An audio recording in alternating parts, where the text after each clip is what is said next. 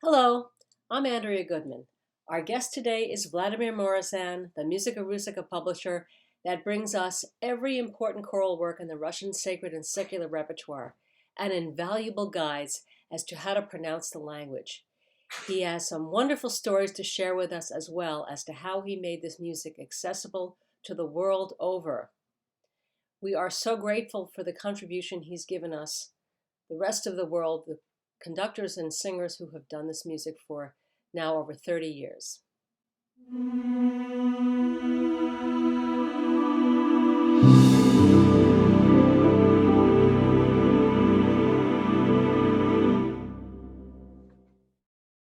Hey, Vlad, how are you? Nice to see you. Nice to see you, Andrea. So you have such a fascinating story, the history of Musica Russica, the most important publications of Russian choral music, I consider in the world, giving the whole world access to this repertoire that before you, I don't even know where we got it, if we got it at all. So back when you started this organization, it was all really brand new, and it was still the Soviet Union at the time, because I remember it was the early 80s, you're just getting started. So Yes. that is just a fascinating story in itself. Just how did you have this idea to get all this music out, make it accessible to the world? And then we'll talk about how, you're able to do your transliteration system, which was brilliant. Yes. Take us back to those early years and let us know. Well, I think it started with, I kind of remember when that idea first came to my mind.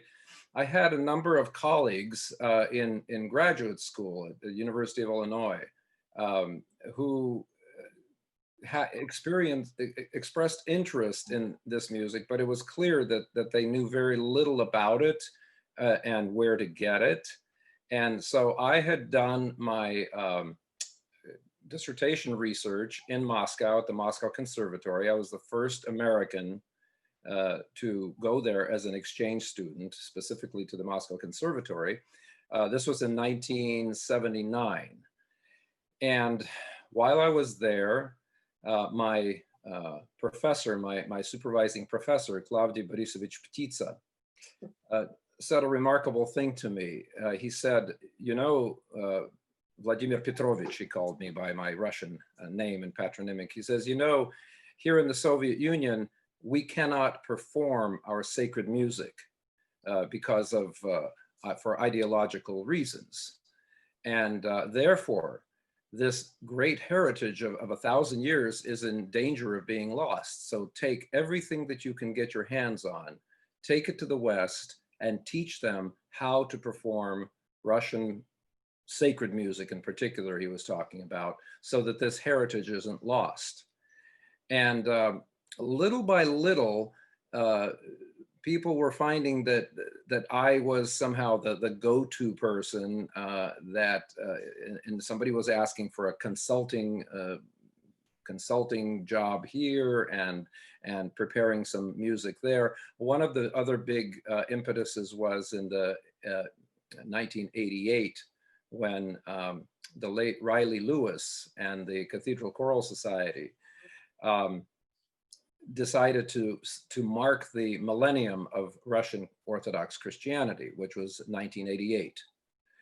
And I remember doing a big program for him, preparing music and phoneticizing it all. And this was the impetus for Musica Russica starting, because I decided, well, if we can make a go of it as a publisher and publish this music in a form that's accessible to Western choirs, that we just might be able to make a business out of it. And here, 33 years later, we're still here.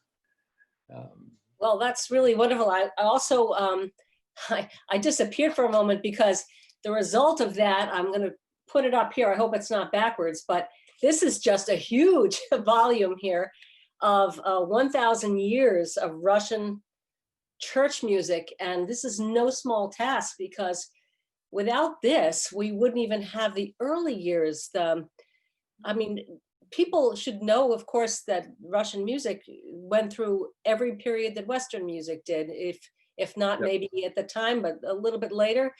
And it's all in this volume. Anytime you want to pick something of any one of those periods, it's here, and it's just an invaluable resource. Um, Still, so still in print, still available, by the way. yeah, well, we'll talk about that because Yeah. obviously your website will be in the show notes, and everyone will be able to see all of the links to the various monument series. So certainly you couldn't carry out in your suitcase all of the music you ended up publishing. So was there any difficulty getting it out at the time, or did you keep going back and forth a bunch of times, or? No, I did. I had a couple of trips before 1979. And there was actually a really interesting story. I went there in 1974. I was just a student, just having completed college, and I had a Watson Foundation travel fellowship. So the Watson Foundation enabled me to spend a year abroad studying Russian church music and collecting it.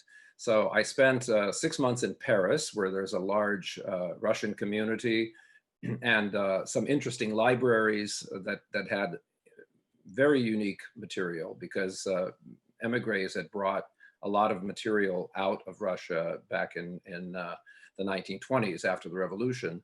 And so I was able to work through that material. And then I went to Leningrad at the time, St. Petersburg now, and I showed up at the library of the St. Petersburg Theological Academy. And I said, well, I'm interested in music. What can you do for me? And they said, well, do you have a camera? And yes. And so they said, well, see, here's this big windowsill by this window, and you can sit, this windowsill was 3 feet wide, very thick walls. And so you can sit here, set up your camera on a tripod, and we'll bring you musical scores and you can photograph them. And that's what I did for like 3 days solid.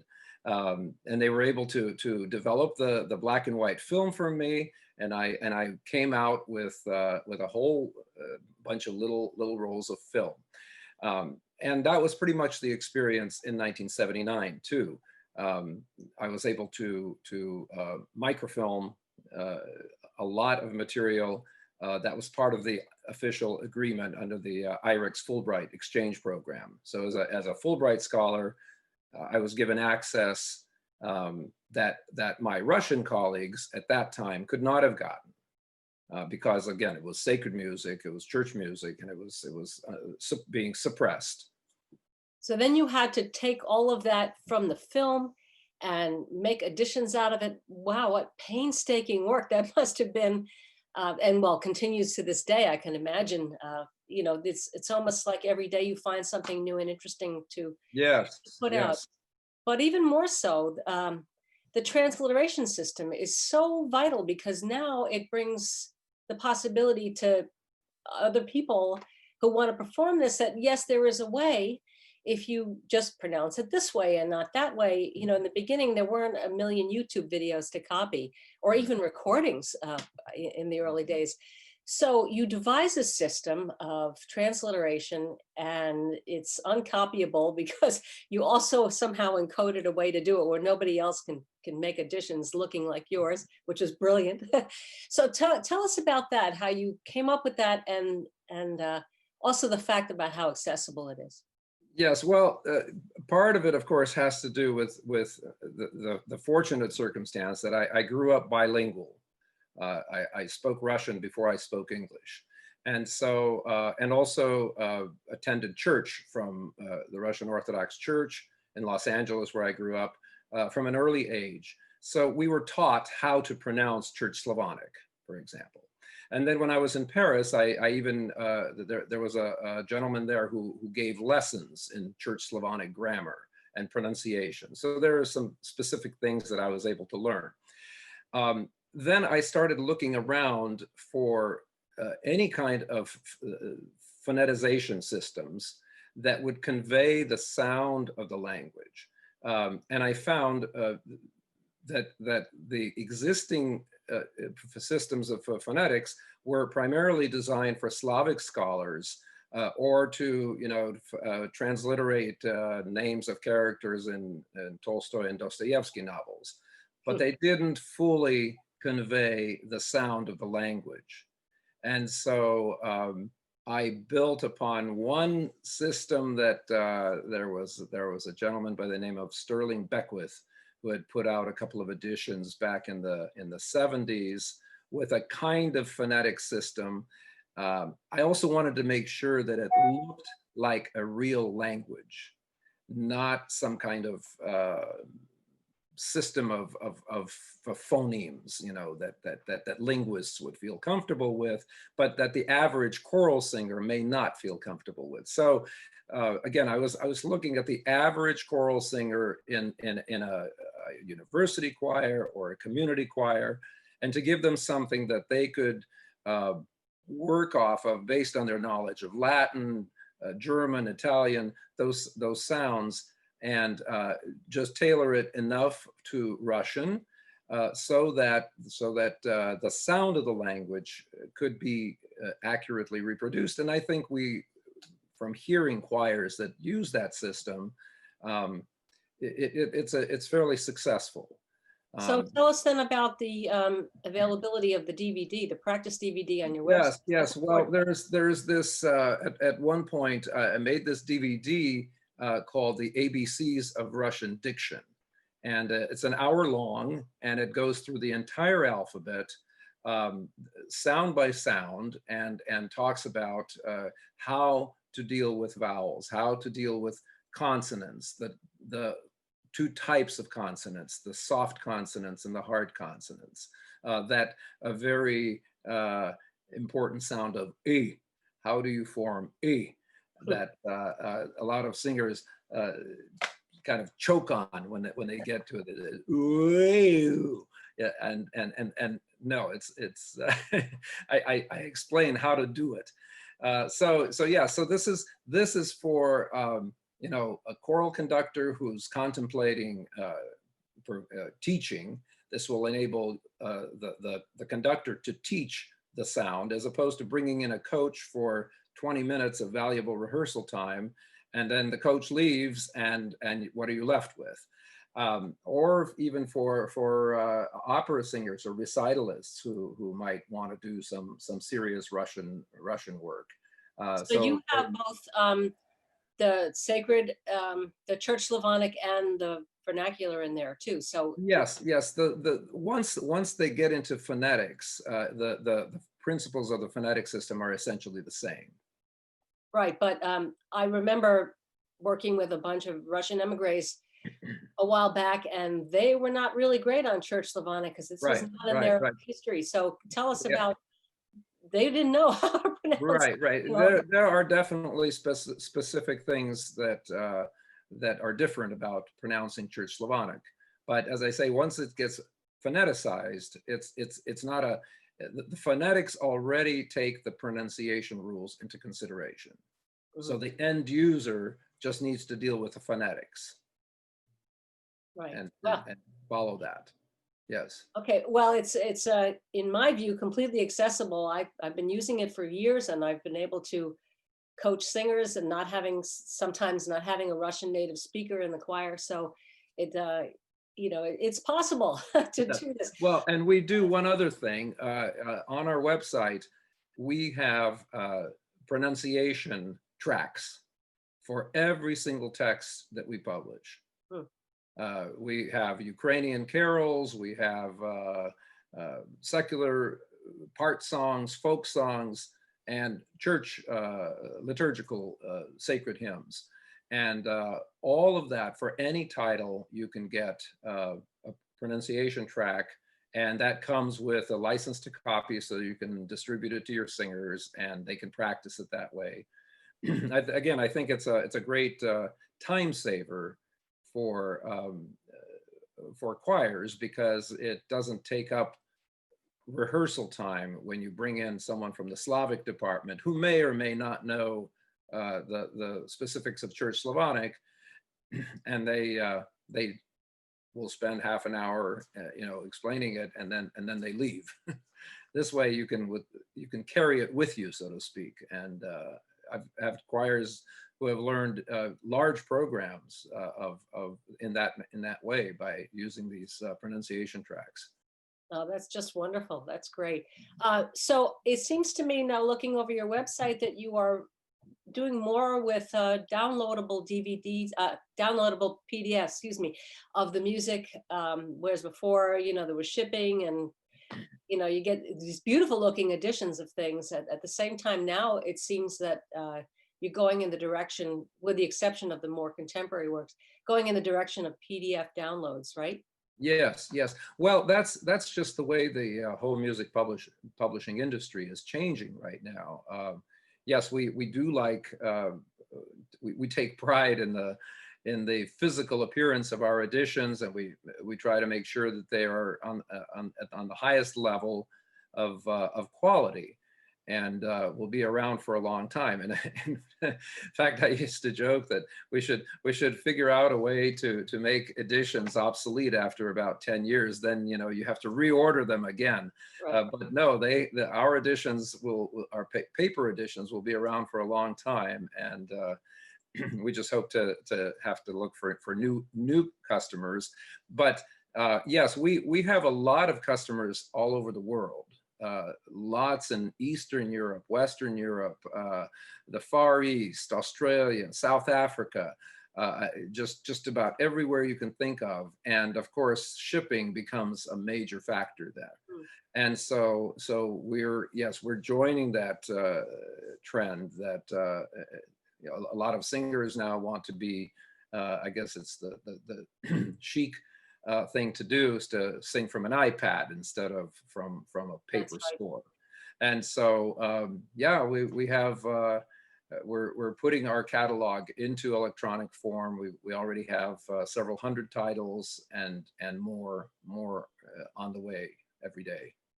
Yes, because you still will have your contemporary composers, which is a great thing, because you already have the Gretchaninov and Rachmaninoff editions of things, but now you also have a real talent of finding what's new, where most people wouldn't have a clue to know where to even look. You seem to be able to find that and also make that accessible. So there is still room to publish some things that no one has seen yet.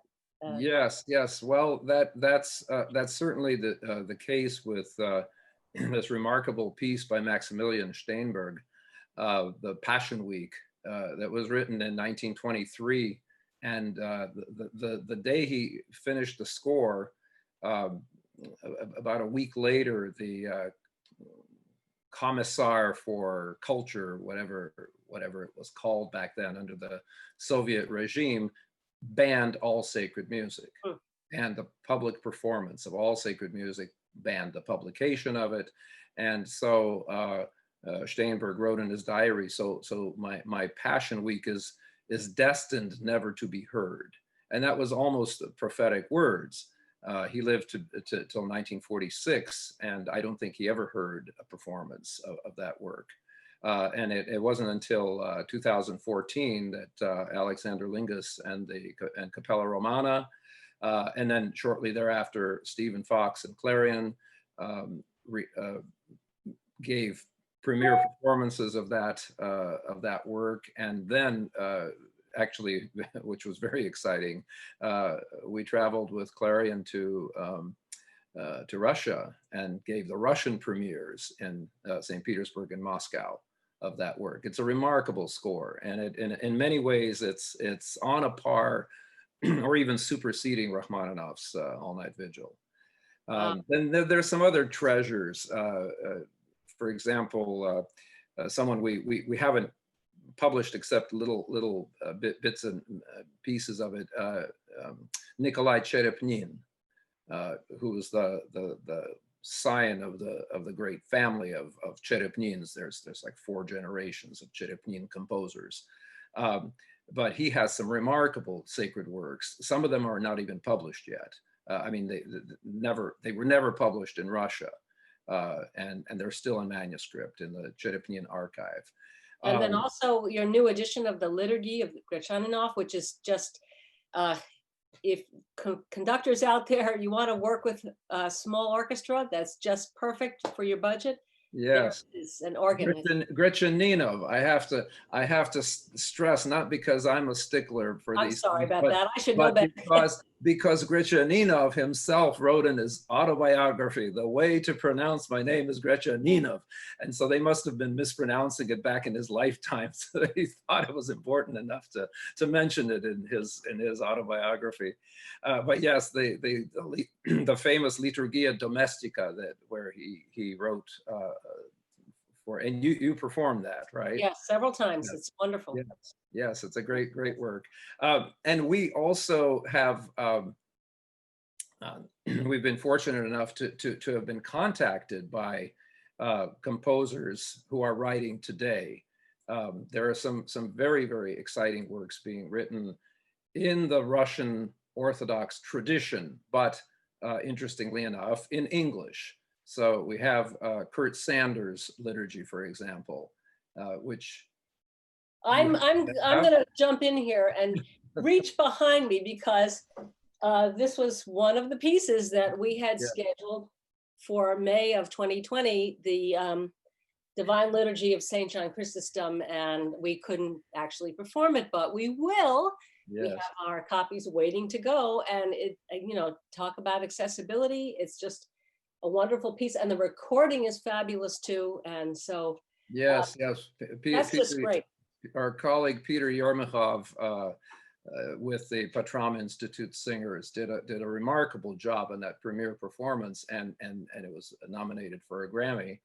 So it's definitely worth a listen, and if you're a conductor, definitely worth looking into that piece. It can be done as an entire program, or there are pieces that we publish that are excerpts from it, individual pieces that can work they can work in church, they can work in a concert setting, they're in English, but they're written in this marvelous tradition of rich choral writing that comes to us from the Russian masters.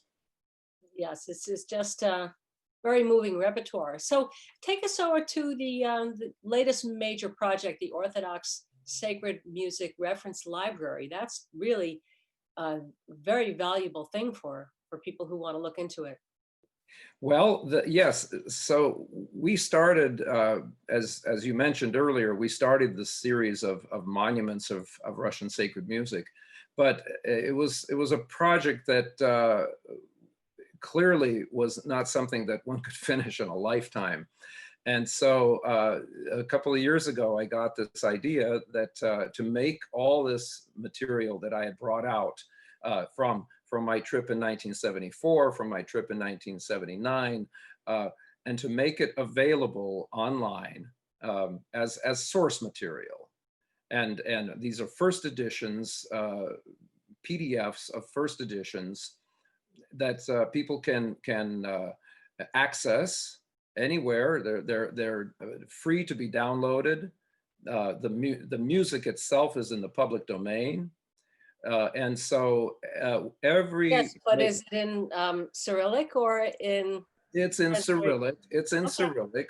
So yeah. So but people can get a sense. For example, if you want to check the first Rachmaninoff or some other work,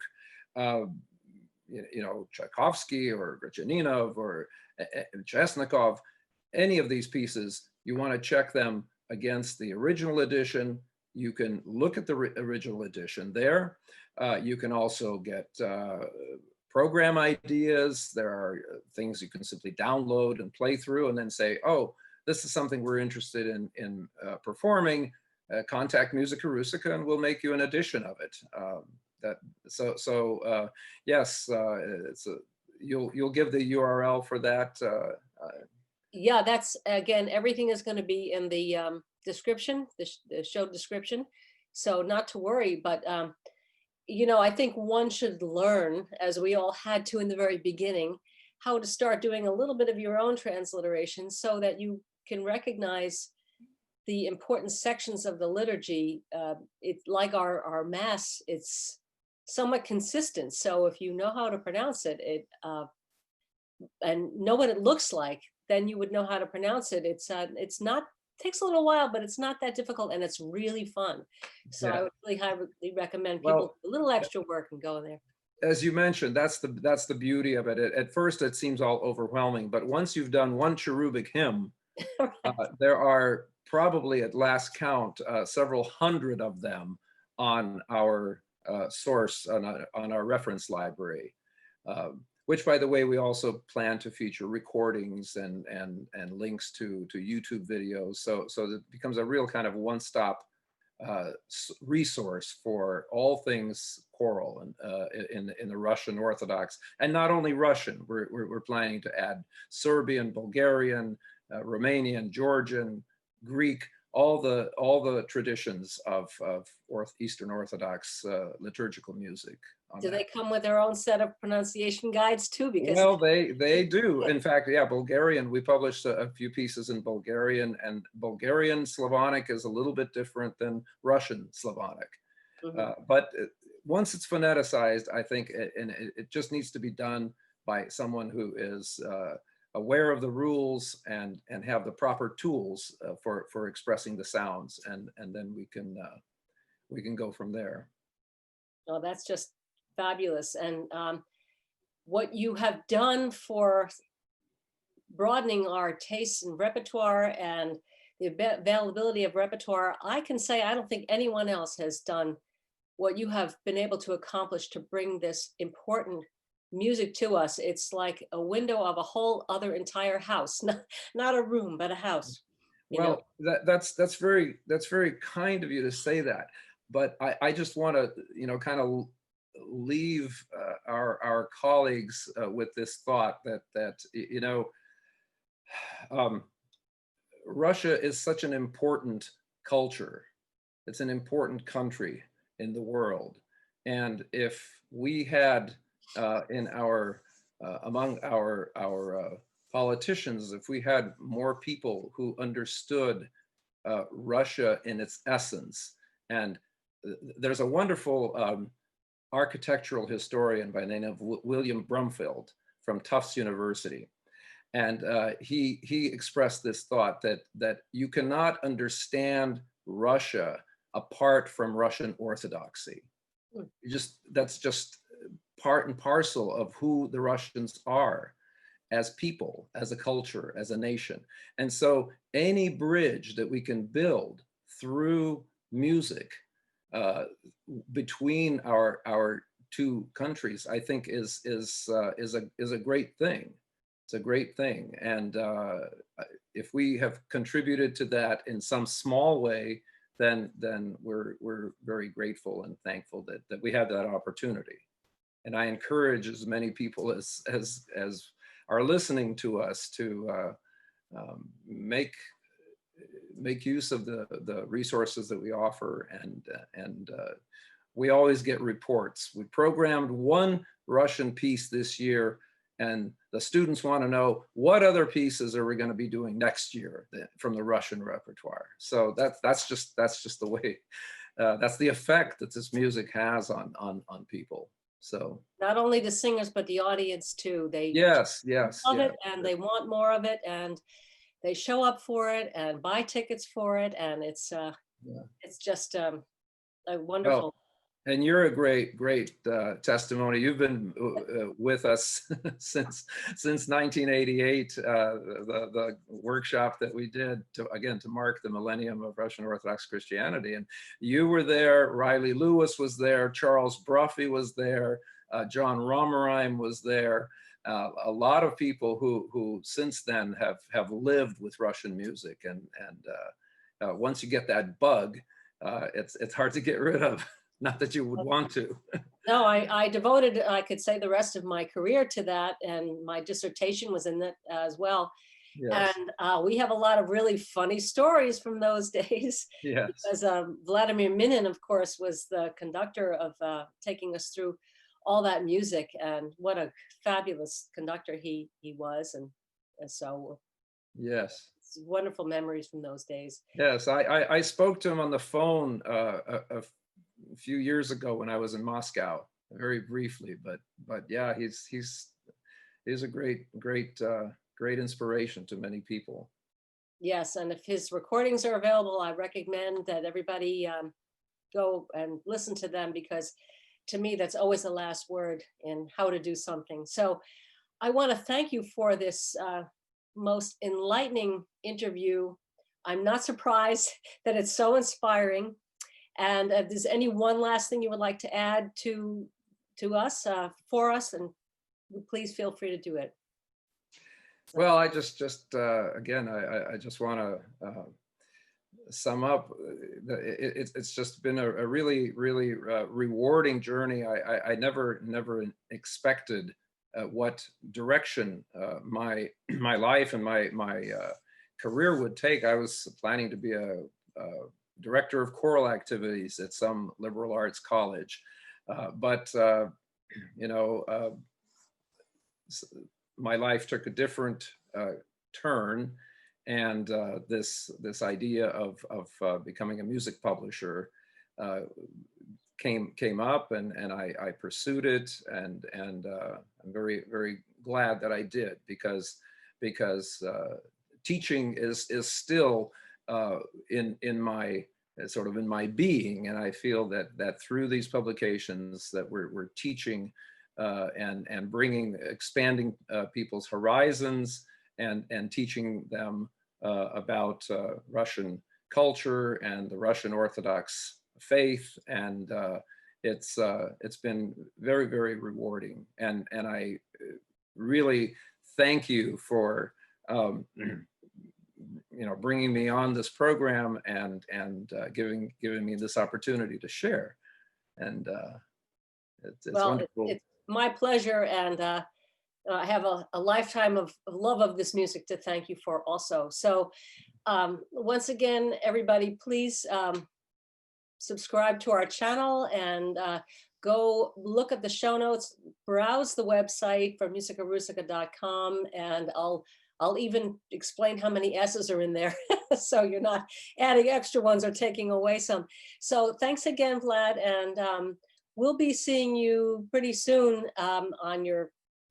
through your website and your recordings. Thank you so much. Thank you, Andrea. Bye-bye. Bye.